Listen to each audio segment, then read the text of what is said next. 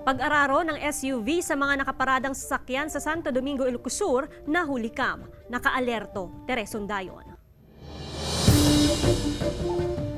Inararo ng SUV ang 4 na sasakyan na nakaparada sa gilid ng National Highway sa Barangay San Pablo, Santo Domingo, Ilocos Sur. Sa CCTV footage, makikitang bumaba ang isang lalaki mula sa SUV. Naiwan ang driver sa loob ng sasakyan na napag-alamang isang babae. Isang sandali pa, umabante ang SUV ng ilang metro at inararo ang mga sasakyang nakaparada roon. Sa kadalahilan ng yung sasakyan niya automatic, nakadrive daw.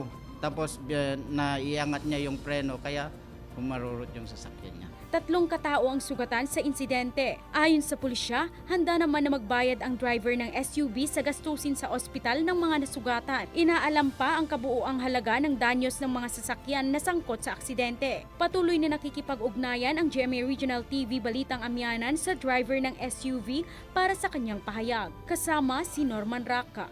Teresong Dayon, Balitang Amianan.